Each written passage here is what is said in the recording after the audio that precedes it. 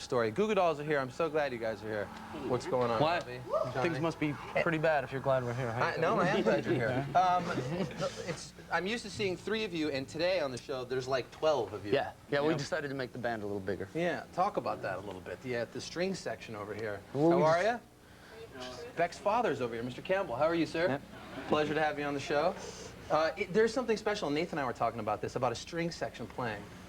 What is it about, like, the string section when you play that's sort of different for you? I mean, it's always, I don't know, it's always sad. It is sad. It's always sad. But it's epic. It's an epic thing to have a string section. It always makes things a little bit larger than life. You guys are going to perform Iris. Tell us about this. Nathan and Mike were like, man, you just really ripped out this song, Iris. Tell us about writing this. Yeah, well, I went and my manager guy, Pat, said, you want to see this movie and maybe write a song for it? So I was like, yeah, sure. So we went and saw the movie, and then I just, went home and wrote it. It's like, it was just weird. It's just one of those times, because, I've been writing the music for our new record for the past 9 years, so it's been kind of a little, this one just came in like 10 minutes. It's a great soundtrack, too. Let's go ahead and hear it right now. Off the City of Angels, here are the Goo Goo Dolls performing Iris. How about a little round of applause?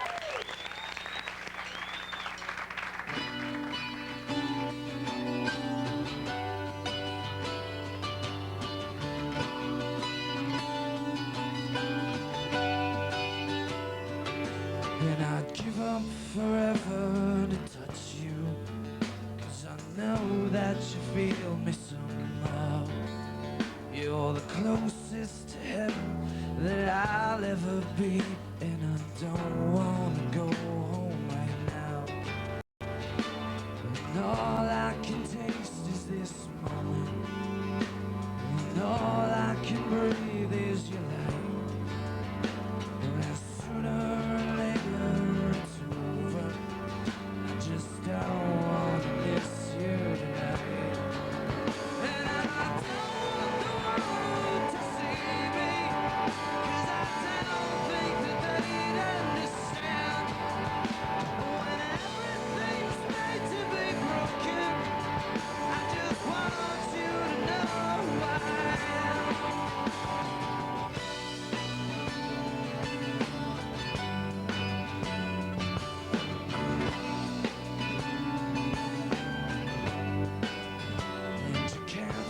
The tears that ain't coming, or the moment of truth in your lies. When everything feels like the movies, yeah, you bleed just to know you're alive. And I don't want to see me, 'cause I don't think that they'd understand. When everything's made to be broken, I just want you to know why.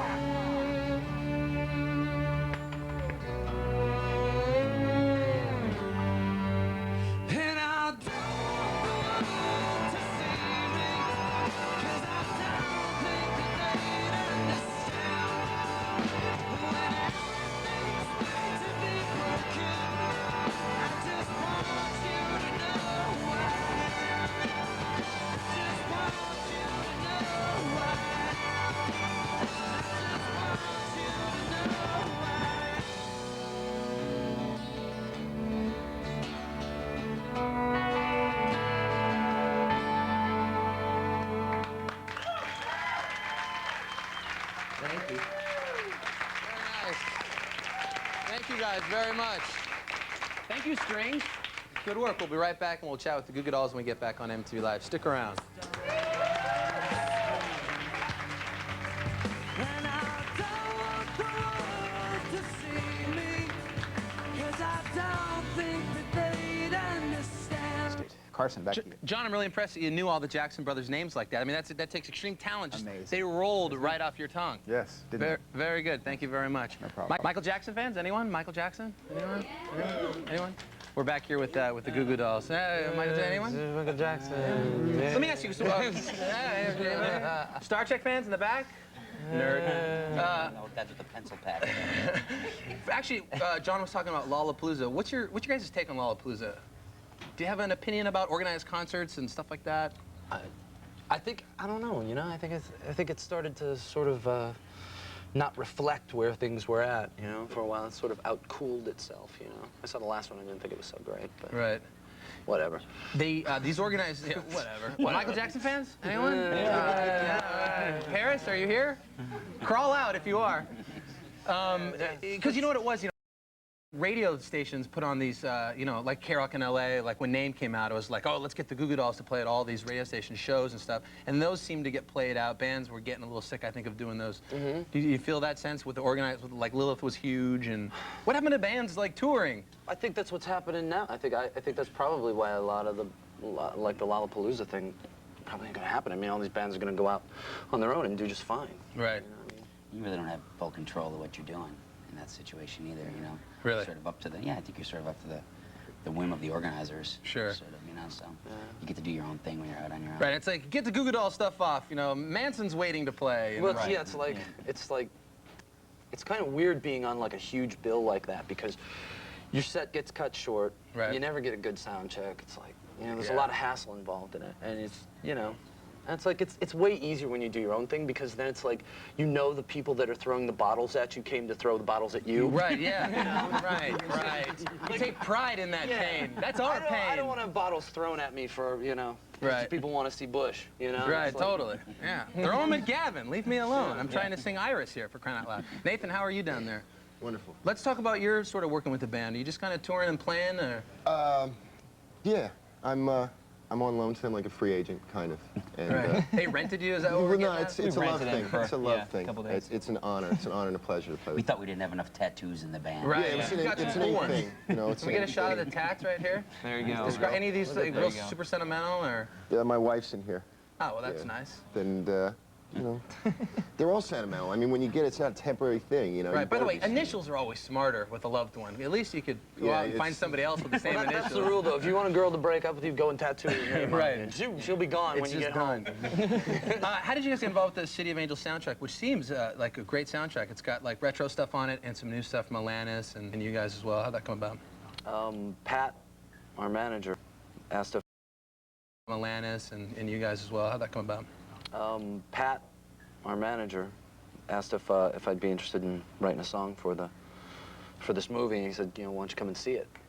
So you saw the movie with no sound in it, or what? No, they had real- they had weird music. I don't, you know, just whatever. Temporary. Yeah, the guy Danny Bramson, the music supervisor, like they put temporary music into the film. Yeah. In spots, and then they said, well, you know, what do you think of the movie? You want to write a song? I was like, yeah, sure. So I went home and kind of picked up the guitar, and it just kind of flowed out really easily. It was, which, you know, surprised the hell out of me because it takes me forever to write. Right. You know. Yeah, there's actually a different version in the movie than Of what's on Iris? the Is it a soundtrack. completely different version? Yeah, because the director was a wuss and said that Iris was too, said that this version was too aggressive. I was like, this is probably the biggest sissy song I've ever written in my life, and it's like, anybody who's ever heard our other 5 records, it's like, Right. you know what it is. It's Yeah. like, you know, a lot of it's pretty hard, you know, and he thought it was too aggressive, so I kind of moaned into a microphone with Let me say this, if Iris became like this huge hit across the country and radio was playing it and all that, would you ever think about putting it on? I know you have a new record in July. Are you going to put it on? Is it going to be on? I don't know, because it's kind of like, I kind of sort of feel like it's, I mean, do people want it on the record as well as on Right. the soundtrack? Or, you know, I mean, so we haven't decided whether. What does the new stuff sound like, by the way? Anybody want to? I know Mike's just happy to be playing again. Yeah, I'm just Happy to be there, right? Right. He's just glad to Anything be there. different though? Are you going to use, like, you have use of the strings? Are you going to Yeah. incorporate more of that Well, stuff? we really want to sort of push the walls out of what we're doing, you know, and like we're definitely not the same folks we were when the last record came out. So, Right. and it kind of just sort of happens, you know. It's like you don't really think about it. You just kind of go and do it, and then you make up really elaborate explanations for it after it's all done. Right. Yeah. That's why we did it. That's Only man the teaching you man have to teaching figure out man. what you did. Oh yeah, this is what we were thinking. Yeah, this is what I was thinking, and this is about this. Monday morning and- quarterback on the Exactly, but nobody knows, and everyone thinks you're all, you know, like some sort of genius. you know? Right, exactly. It's not brain surgery. It's No, it's not. But we're all looking forward to the record. no, it's so. monkey work. All right, thank you guys.